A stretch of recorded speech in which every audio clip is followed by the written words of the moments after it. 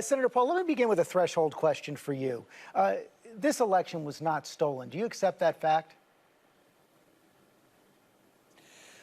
Well, what I would say is that the debate over whether or not there was fraud should occur. We never had any presentation in court where we actually looked at the evidence. Most of the cases were thrown out for lack of standing, which is a procedural way of not actually hearing the question. There were several states in which the law was changed by the Secretary of State and not the state legislature. To me, those are clearly unconstitutional, and I think there's still a chance that those actually do finally work their way up to the Supreme Court. Courts traditionally and historically don't like to hear election questions. But yes, were there people who voted twice? Were there dead people who voted? Were there illegal aliens who voted? Yes, and we should get to the bottom of it. I'll give you an example. In my state, when we had a Democrat Secretary of State, she refused, even under federal order, to purge the rolls of illegal voters. We got a Republican Secretary of State, and he purged the rolls. Senator Paul, I have to make a difference, and those things I have to stop occur. you there. No election is perfect, but there were 86 challenges filed by President Trump and his allies in court. All were dismissed. Every state certified the results after investigations, counts, and recounts. The Department of Justice, led by William Barr, said there's no widespread evidence of fraud. Can't you just say the words, this election was not stolen? What I would suggest is that if we want greater confidence in our elections, and 75% of Republicans agree with me, is that we do need to look at election integrity, and we do need to see if we can restore confidence in the elections.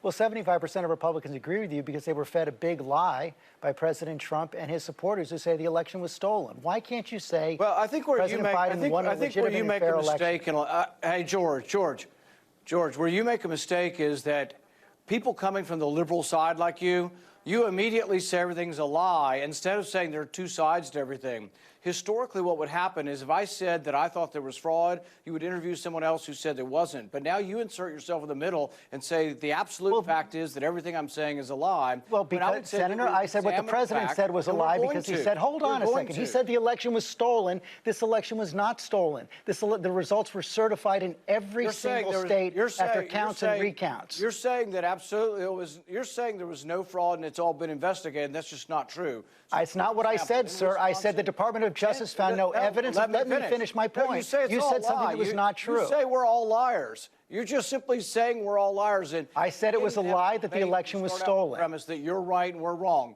Well, let's talk about the specifics of it. In Wisconsin, tens of thousands of absentee votes had only the name on them and no address. Historically, those were thrown out. This time they weren't. They made special accommodations because they said, oh, it's a pandemic, and people forgot what their address was. So they changed the law after the fact. That is wrong. That's unconstitutional. And I plan on spending the next 2 years going around state to state and fixing these problems. And I won't be cowed by liberals in the media who say, there's no evidence here and you're a liar if you talk about election fraud. No, let's have an open debate. It's a free country.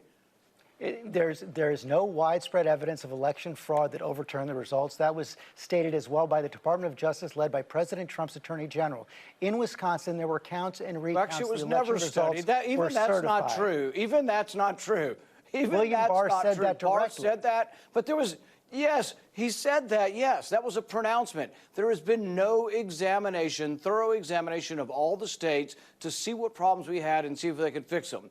Now, let me say, to be clear, I voted to certify the state electors because I think it would be wrong for Congress to overturn that. But at the same time, I'm not willing just to sit here and say, oh, everybody on the Republican side is a liar and there is no fraud. No, there were lots of problems, and there were secretaries of state who illegally changed the law, and that needs to be fixed. And I'm going to work hard to fix it, and I won't be cowed by people saying, oh, you're a liar. That's the problem with the media today, is they say all Republicans are liars and everything we say is a lie. There are two sides to every story. Interview somebody on the other side, but don't insert yourself into the story to say we're all liars because we think there's some fraud in the election. There are not two sides to the story. This has been looked at in every single state. The election results were certified in every single state. There are two sides to every story. George, you're forgetting who you are. You're forgetting who you are as a journalist. If you think there's only one side, you're inserting yourself into the story to say, I'm a liar because I want to look at election fraud and I want to look at secretaries of state who illegally changed the voter laws without the permission of their state legislatures.